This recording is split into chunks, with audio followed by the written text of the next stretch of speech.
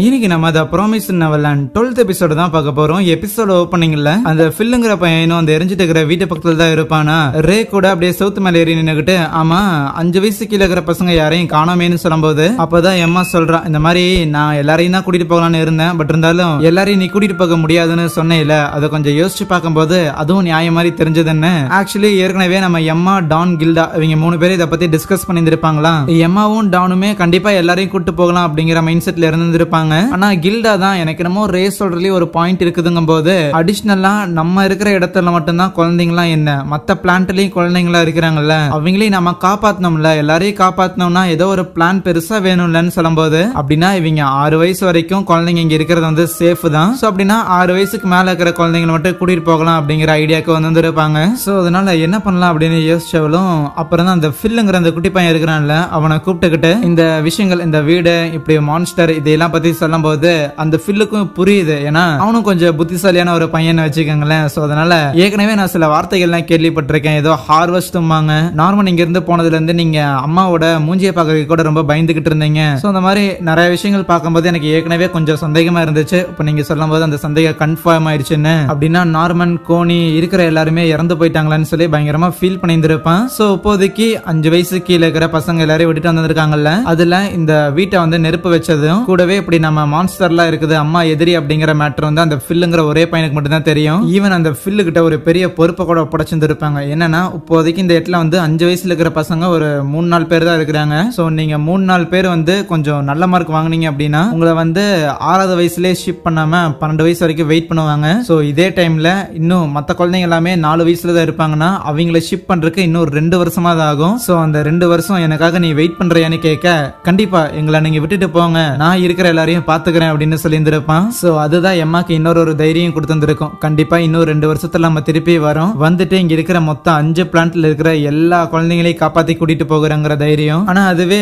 Fill பார்த்தா அங்க மத்த குழந்தைங்க எல்லாரையும் கூட்டி வச்சிருந்திருப்பான்ல, அவங்க எல்லாரும் இந்த அம்மா கிட்ட அழுதுகிட்டு இருக்க, கவலைப்படாதீங்க இருங்க, நான் மத்தவங்க எங்க போனாங்கன்னு தேடிட்டு வரேன்னு சொல்லிட்டு அப்படியே ஓரமா போயிட்டு அந்த ஹெட் குவார்டர்ஸ் கான்டாக்ட் பண்ற டிவைஸ் எடுத்து வந்திருப்பாங்க போல. சோ அந்த மாதிரி 3வது பிளான்ட்ல இருக்கிற குழந்தைங்க எல்லாரும் எஸ்கேப் ஆகி போயிட்டாங்க. அலாம் ஆன் பண்ணுங்கடான்னு சொல்லும் போது அலாமும் அங்க அடிக்க ஆரம்பிக்குது. இங்க சவுத் மேல அவங்க ஓடிக்கிட்டு இருப்பாங்கல்ல, ரைட், கூடிய சீக்கிரம் நம்ம பிடிக்கிறதுக்காக வர போறாங்கன்னு புரியுது. அதே நேரத்துல இங்க டீமன்ஸ் எல்லாரையும் அனுப்பி விடுறாங்க அந்த குழந்தைங்களை பிடிக்கிறதுக்காக. 15 குழந்தைங்க மொத்தமா எஸ்கேப் ஆயிருப்பாங்க. அதுல மொத்தம் 2 பேர் வந்து டாப் குவாலிட்டி. அதனால தலையை மட்டும் விட்டுட்டு உடம்புல என்ன காயத்தவனா போட்டுட்டு அவங்கள ஒழுங்கு மரியாதையா கூட்டிட்டு வர வழியை பாருங்கடா அப்படின்னு சொல்லி தான் சோல்ஜர்ஸ் எல்லாரும் இறக்கி விடுறாங்க. நீங்க எப்படி எஸ்கேப் ஆகுறீங்க நானும் பாக்குறேன்டான்னு சொல்லி அந்த இசபெல்லா பயங்கர கான்பிடண்டா இருக்கு. ஆனா அதுவே எம்மா பார்த்தா அந்த பிரிட்ஜ் வழியால எஸ்கேப் ஆகுற மாதிரி தெரியல. அந்த பள்ளத்தாக்குல ஒரு இடம் மட்டும் கொஞ்சம் நீட்டிட்டு இருக்கிற மாதிரி தெரியும், அதுல அவங்க குதிக்க போறாங்க. இந்த ஒரு பிளானையும் நார்மல் தான் போட்டு இருந்திருப்பான். ஆக்சுவலி அந்த பிரிட்ஜ் வழியா எஸ்கேப் ஆகலாம் அப்படின்னு அவன் ஏற்கனவே சொன்னான்ல, அதை நான் சும்மா தான் சொல்லி வச்சேன். எல்லாரும் அந்த பிரிட்ஜ் வழியா தான் நம்ம எஸ்கேப் ஆகும் அப்படின்னு நினைப்பாங்க. ஆனா உண்மையாலே நம்ம எஸ்கேப் ஆக வேண்டியது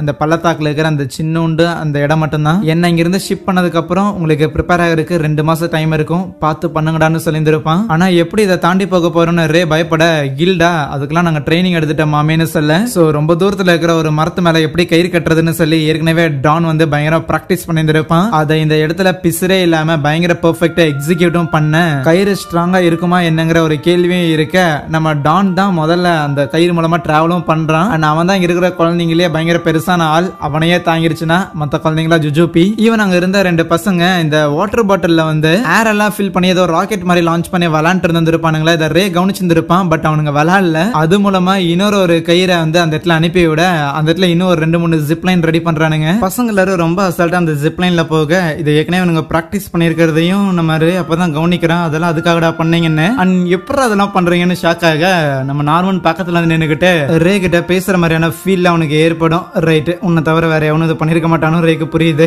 பிரிட்ஜு கிட்ட பசங்க யாரும் ஓடி வரல அப்படிங்கிற விஷயம் நம்ம இசபெல்லாக்கும் இன்ஃபார்ம் ஆக, பிரிட்ஜு கிட்ட போகல அப்படின்னா எங்க போயிருப்பானுங்க அப்படின்னு இசபெல்லா யோசிச்சுட்டு காட்டுக்குள்ள ஓடி வருவாளாம். இங்க என்னால அந்த ஜிப்லைன்ல போக முடியல, பயமா இருக்குன்னு ஒரு பொண்ணு அழுதுகிட்டு இருக்கேன். நம்ம ரே அசால்ட்டா அதெல்லாம் ஒரு விஷயமே இல்ல, என் கூட தொத்திக்கோன்னு சொல்லி அந்த குட்டி குழந்தைய தான் கூட கட்டிக்கிட்டு நம்ம ரே அசால்ட்டா ஆப்போசிட் சைட்ல வந்துடுறான். அண்ட் வந்துட்டு இத்தனை பேரையும் ஒன்னா சேர்த்து காப்பாத்தி கூட்டிட்டு போகிறோமா, என் தோழி நான் ஒத்துக்கிறேன்டா நார்மன் அப்படின்னு நினைக்க, இறுதியா நம்ம எம்மா மட்டும்தான் வர வேண்டியதா இருக்கும். அண்ட் அந்த இடத்துக்கு கரெக்டா இசபெல்லாவும் வந்துடுறான். எங்க வீட்டுக்கும் ஒரு குட் பை, உங்களுக்கும் பாய் பாய் மம்மி அப்படின்னு சொல்லி நம்ம எம்மாவுமே ஆப்போசிட் சைட்ல வந்துட்டு அதுக்கப்புறம் அந்த கயிறு எல்லாத்தையும் கட் பண்ணி விட்டுறாங்க. இருக்கிற எல்லாரும் அப்படியே இசபெல்லா அம்மாவோட பார்த்துட்டு அங்கிருந்து எஸ்கேப் ஆகி போக, இறுதியாக இசபெல்லா அந்த இடத்துல அவளோட தோல்வியை ஒத்துக்கும் போது அவளுக்கு ஒரு பிளாஷ்பேக் என்னன்னா, இசபெல்லாமே இந்த மாதிரி இந்த குழந்தையா வளரும் போது இங்க இருந்து எஸ்கேப் ஆகிறதுக்காக இந்த செவரு மாதிரிலாம் ஏறி இருந்திருப்பாங்க. ஆனா அதுக்கப்புறம் தான் அங்க வேலி இருக்கிறத பார்த்துட்டு மொத்தமா கிவ் அப் பண்ணியிருக்கேன். அண்ட் எதுக்கு இதை ட்ரை பண்ணியிருப்பாங்கன்னு பார்த்தா, நம்ம இசபெல்லாவோட ஃபார்ம்ல வந்து ஒரு பையன் ஒருத்தர் இருந்திருப்பான். அண்ட் அடிக்கடி இந்த இசபெல்லா வந்து ஒரு விதமான மியூசிக்கை ஹம் பண்ணிட்டே இருப்பாங்க.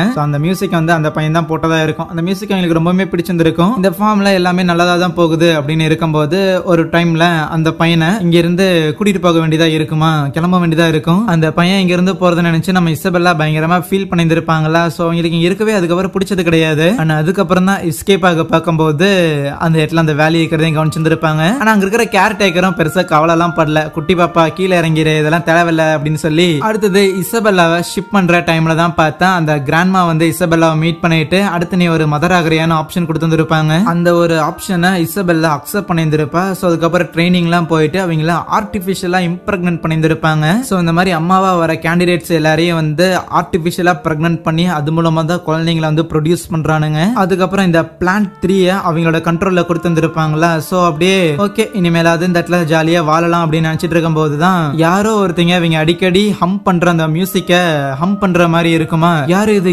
அப்படின்னு சொல்லி ஷாக்கா போய் பார்த்தா அது நம்ம ரேயா இருக்கும். உனக்கு எப்படி இந்த பாட்டு தெரியும் அப்படின்னு ரே கிட்ட கேட்க, அதுக்கு ரே அம்மா எதுக்கு தேவையில்லாம நீங்க என்ன பெத்திருத்தீங்க அப்படின்னு ஒரு கேள்வி கேட்டிருந்திருப்பான்.